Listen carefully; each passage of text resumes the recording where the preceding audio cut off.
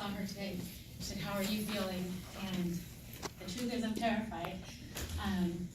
So I'm going to start by sharing the milestones of my life that are relevant to today's topic. And I'm going to be able to get through those pretty easily and casually because I have done this countless times and I have long established defense mechanisms in place that are going to make sure that I'm able to do that. Oh, sorry. Hi, Alec. One of my dragons wants to help me feel brave, so he's FaceTiming in. So sweet. So sweet. So I've got my long established defense mechanisms. Towards the end, I'm going to get into the part that I'm far less comfortable with because it's the first time ever discussing it outside of my immediate circle, and definitely the first time talking to mass, so I don't have any defense mechanisms. But in order to accurately convey what I've been asked to share with you all today, I really have to go and I have to sit in my diagnosis, which unfortunately is a really scary place for me to go. I don't think I'm going to have a panic attack, but I might. If I do, I just want to explain to you what's going to happen, because I'm not dying. It's going to look like it. I don't need anything from you. I don't need a cup of water. I don't need a hug. I don't need you to sit with me. I'm going to hyperventilate. I'm going to start crying. It's going to be real uncomfortable for all of us for a couple minutes. It's going to run its course. And afterwards, I'm going to speak very, very slowly and be like sublimely calm. There's nothing I can do to speed up my speech process. I won't go over time, I know how important that is. So whatever I don't cover in this portion, I will cover in the round robin. So with the disclaimers out of the way, the milestones that really became the cornerstone, so today I've been asked to share with you all what it's like living with PTSD. And the milestones of my life that became the cornerstones for PTSD were, I was abandoned as a baby at the Reno airport, which in itself is not one of the milestones. But from the ages of 5 to 9, I was molested by my babysitter's daughter. And she told me that if I told anyone what was happening, that I would be taken to another airport and I would never see my parents again. And that's a really scary thing when you're 5. So I endured her torture and her torment and the guilt and the shame that came with that, questioning my sexuality and what this meant because my molester was a woman. And I dealt with that on my own, by myself throughout my childhood. And then I lived in rural Nevada, and I lived in fear daily that the white supremacists in my neighborhood and that went to school with me would make good on their genuine desire and their daily promise, their threat to put me in the intensive care unit.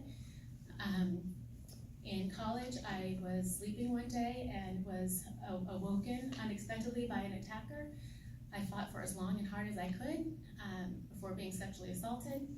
And then finally, when I was pregnant with my first biological relative and my son, we found out that he was going to need a heart surgery to address and fix the first heart of its kind in my son's open heart surgery, which he had at 5 hours old.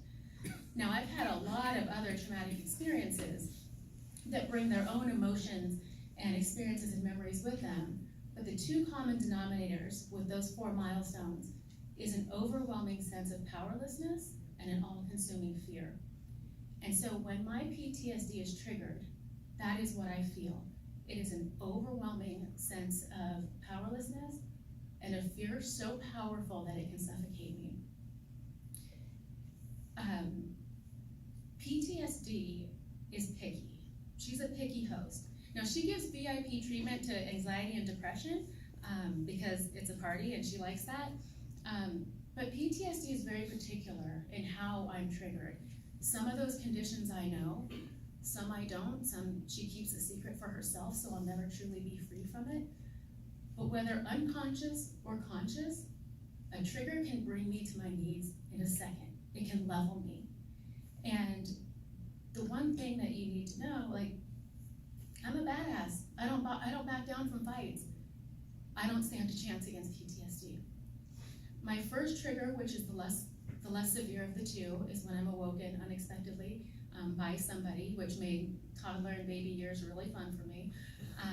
It doesn't matter if it's my husband that wakes me up or my child that wakes me up. That fear and that adrenaline rush and that helplessness that comes from it it only lasts a second, but it's so intense that it will prevent me from going back to sleep.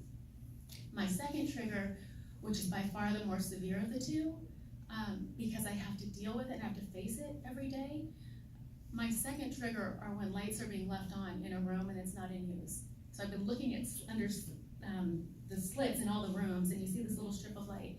And I always thought that ridiculous, the trigger sounds ridiculous, and I need you to know that I know how ridiculous it sounds. But through therapy, what we discovered was that to me, that little slit of light in a room that's not in use represents when I was a child, and I would look at that little slit of light while I was being tortured by my molester, thinking, why is nobody stopping this?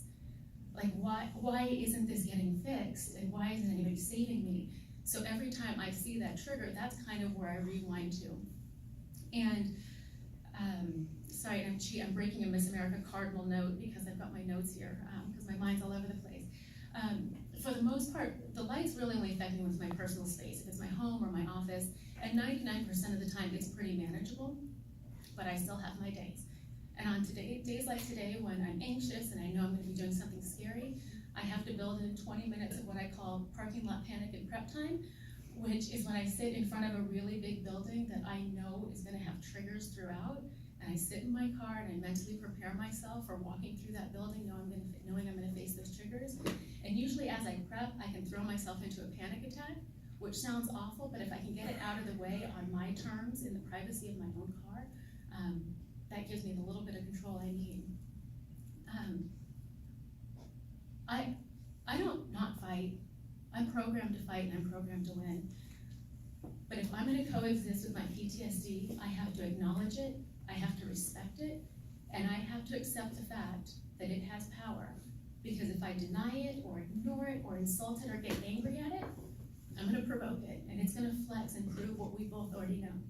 And that's that it's far more powerful than I am. I wasn't diagnosed with PTSD until I was an adult. But my PTSD started when I was a kid, when I had really vivid nightmares. When people with PTSD say they have nightmares, they're not your average scary or bad dreams that you quickly forget. With PTSD, because of what happens in the mind, we don't remember or recall events, we relive them, we re-experience them.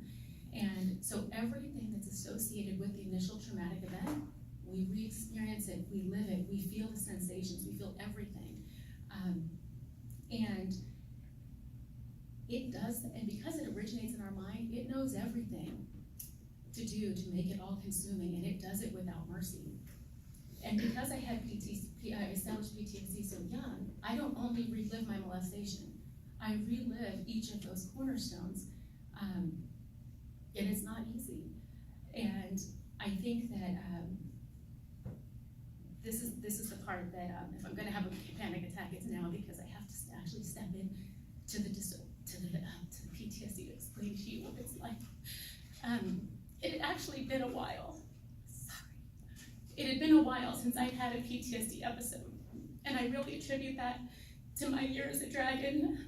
And I thank Lisa and Rob and my dragons, because you guys don't understand how truly impactful you were in my life and how much you helped my mental health. But I had one last month, and it ties for the first place spot of my worst nightmares. But because it had been a while, I was rusty.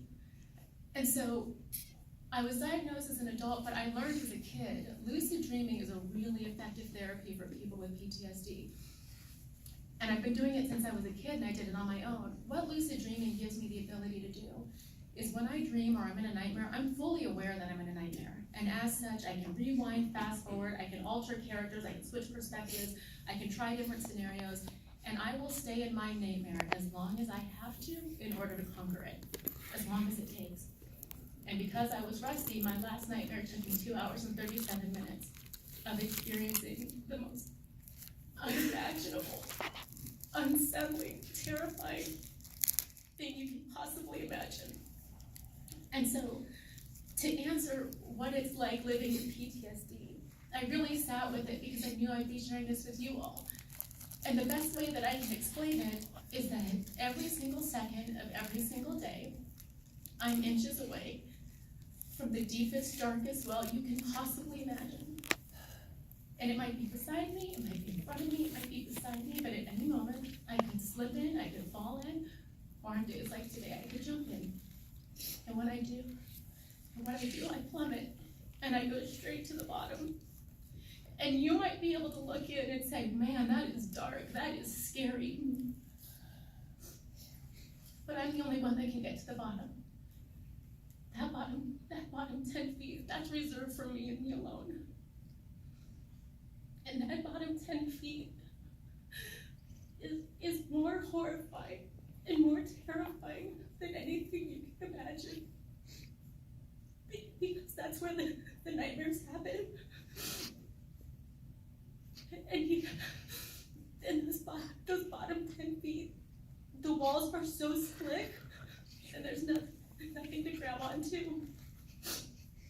But through treatment and understanding and a support system, I know that if I can just get to 10 feet 1 inch, there are hand grips there.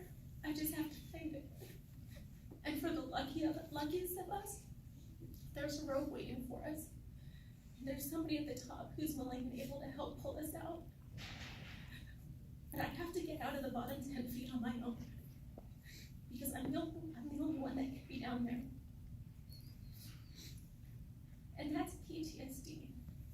You know, so my episode last month, like I had a panic attack about an hour before we went to Kobe's event.